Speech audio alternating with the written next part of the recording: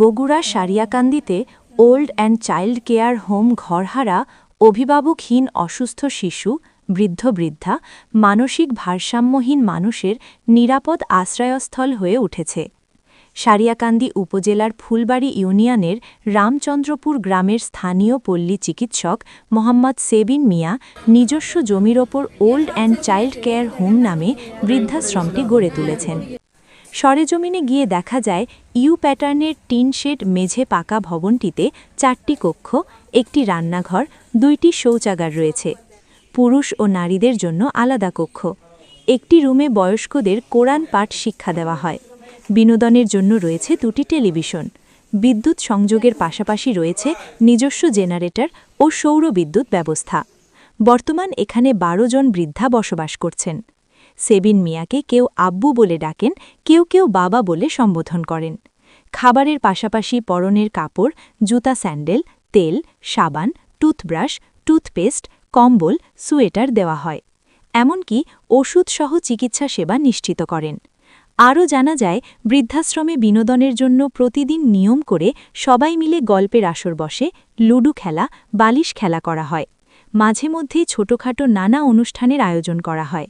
সেখানে গান এবং বিভিন্ন খেলার আয়োজন করা হয়। নিয়মিত টেলিভিশন দেখেন তারা। বাড়ি কোথায়? রামনগর। এখন থাকেন কোথায় আপনি? এখানে থাকেন। আপনার ছেলে মেয়ে নাই? কয়টা ছেলে? একটা ছেলে। মেয়ে কয়টা? তারা দেখে না আপনি? এখানে খাবার টাবার দেয়? কাপড় চোপড় পান? ঠিক মতো পাচ্ছেন?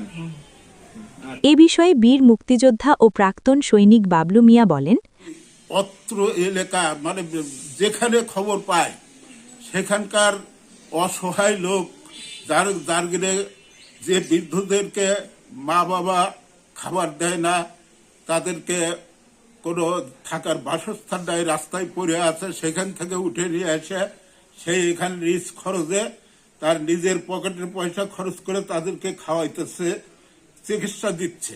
এখানে আশ্রম কেন্দ্র আছে ভালো মোটামুটি। হ্যাঁ, সেদিনের এটি পাগলা পাগলি আসে, নিয়ে আসা হয়, এলে আবার খোঁজবাজ হয়, এলে আবার পাঠিয়ে দেওয়া হয়। ওল্ড অ্যান্ড চাইল্ড কেয়ার হোমের স্বত্বাধিকারী সেবিন মিয়া জানান, আমি পল্লী চিকিৎসক মোহাম্মদ সেবিন। দীর্ঘ 8 বছর ধরে আমি এই পেশায় নিয়োজিত। আসলে এই পেশায় নিয়োজিত আছি মূলত তখন থেকেই অনেক রুগী দেখি, যেসব রুগী টাকার অভাবে, অর্থের অভাবে চিকিৎসা নিতে পারে না। তো আমি প্রথমে সে জায়গায় বাড়ি বাড়ি গিয়ে চিকিৎসা দেই, কিছু ওষুধ, কিছু খাবার, 1 দিন 2 দিনের খাবার দিয়ে থাকি। তো তারপরে এরকম দিতে যখন বাইরে যখন একটু কাজ করি, যেমন আমারও একটা পেজ আছে, পেজের মাধ্যমে একটু ঘোরাফেরা করার উদ্দেশ্যে, তো তারপরে অনেক মানুষ পায় যারা অজ্ঞাত, মানসিক ভারসাম্যহীন, চলাফেরা করতে পারে না, কিংবা রাস্তায় পড়ে আছে, ঠিক মতো খাইতে পারে না এবং রাস্তায় মৃত্যুবরণ করতেছে। এই সকল মানুষের দিকে চিন্তা হয়ে যে তারপরে আমার এই জায়গাটা, এই বৃদ্ধাশ্রম যে এখানে হয়েছে old and child care home, তো এখানে একটা পুকুর ছিল। এই পুকুরটা ভরাট করে আমার সঞ্চয় করা জমানো টাকা দিয়ে এই পুকুরটা ভরাট করে আমি টিন সেটের কিছু ঘর করি। সেখানে প্রথমে আমি রাস্তাঘাট থেকে, যেমন এই আমার ফার্মেসি আছে, এই ফার্মেসির ওষুধ কিনতে যাই বগুড়াতে। তো বগুড়াতে কিনতে যাই, ওখানে রেল স্টেশন যা দেখি একটা লোক অসহায় হয়ে রাস্তা পড়ে আছে।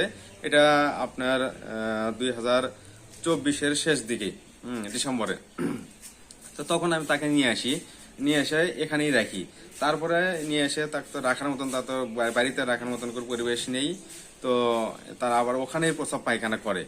এ কারণে নিয়ে এসে শুরু করে দেই। তারপরে যা সমানো আমার প্রায় 6 লক্ষ টাকা ছিল, এটা দিয়েই এই পুকুর ভরাট করতে শুরু করে সবকিছু আমার নিজের উদ্যোগে, নিজের একক প্রচেষ্টাই আমি এটা করি।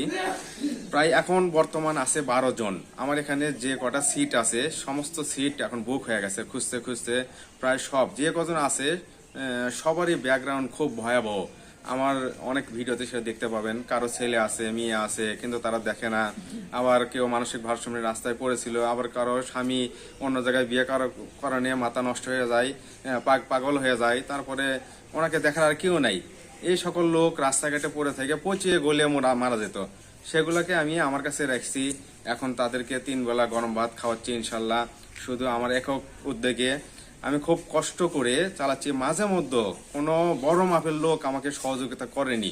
অনেকে অনেক বিত্তশালী লোক আছে, তারা মঞ্চে উঠে লক্ষ লক্ষ টাকা দান করতেছে প্রচারের জন্য, কিন্তু আমার এখানে গোপনে 10 কেজি চাল দেওয়ার মতন ক্ষমতা কারো হয়নি। কিন্তু হয়েছে কার, ভ্যান চালক, রিক্সা চালক, কিছু বন্ধু বান্ধব, আমার কিছু আত্মীয় স্বজন, এরাই আমাকে 1 বস্তা 2 বস্তা করে চাল দিছে। এতে আমি সুক্রিয়া। মাসে 2 জন লোক আছে, আবার 2 জন লোক আছে, তারা একজন রান্না করে, একজন তাদের যত্ন করে, কারণ আমি তো দোকান করে সবসময় পাশে থাকতে পারি না। এই মোট মিলে প্রায় 40,000 টাকার মতন যায় আর কি, খাওয়া দাওয়া সহ, তাদের বেতন সহ 40,000 টাকার মতন যায়। আর এই ঘর তো আমার নিজেরই, কোনো ভাড়া টাড়া দেওয়া লাগে না। এভাবে আমার চালাচ্ছি। তবে আমার স্বপ্ন আছে এই 10-12 জন নিয়ে না, প্রায় 100, 200, 300 জন আমি এটা অনেক বড় করে করতে চাই। যে এটা নিয়ে আমি সবসময়, আমি রাতে ঘরেও থাকি না, আমি রাতে তাদেরকে নিয়ে থাকতে চাই। আমার প্রশাসনের কাছে দাবি দেওয়া, আমি যেন এটা সুষ্ঠুভাবে, সুন্দরভাবে, মনে সাহস নিয়ে, গৌরবের সাথে আমি 24 ঘন্টা তাদের সেবা করতে পারি এবং কাগজপত্রের মাধ্যমে যেন সমস্যা, মানে যে কোনো সমস্যার সম্মুখীন হতে পারি। কোনো অসহায় মানুষ যেন রাস্তাঘাটে পচে গলে না মারা যায়, এই আমার চাওয়া পাওয়া। বৃদ্ধাশ্রমটি পরিদর্শন করে উপজেলা সমাজসেবা কর্মকর্তা আব্দুল আলিম বলেন, আমি এই retired child and old care home এই প্রতিষ্ঠানটি সম্পর্কে আমি অবগত। আমি নিজে ওখানে ফিজিক্যালি ভিজিট করেছি। এটা অবশ্যই ভালো কাজ।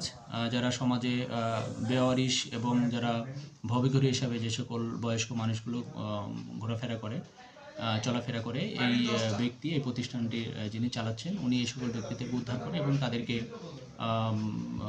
বিভিন্ন রকমভাবে তাদের খাওয়া দাওয়া এবং অন্যান্য ভরণ পোষণ সহ তাদের সকল টেক কেয়ারগুলো করে থাকে।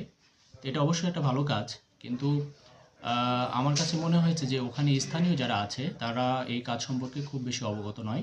তো আমরা তাকে পরামর্শ দিয়েছি যে ওখানে যারা স্থানীয়ভাবে গণ্যমান্য ব্যক্তি আছে অথবা আপনাদের মতো সাংবাদিক আছে, মেম্বার চেয়ারম্যান আছে, তাদেরকে বিষয়টা যেন ওইভাবে জানাই। কারণ এখানে ট্রান্সপারেন্টিটা খুব দরকার। বিশেষ করে আমাদের দেশে একটা সেন্সিটিভ ইস্যু আছে যে অর্গান ট্রাফিকিংয়ের যে ব্যাপারটা।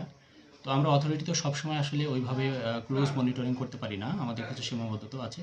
তো লোকাল জনবল যারা আছে, জনগোষ্ঠী যারা আছে, তারা যদি এ সম্পর্কে অবগত থাকে তাহলে সে হয়তো মেন্টালি, ফিজিক্যালি এবং ফিনান্সিয়ালি হয়তো বিভিন্ন রকমভাবে সাপোর্ট তাদের কাছ থেকে পেতে পারে। তো আমরা তাকে সেইভাবে পরামর্শ দিয়েছি।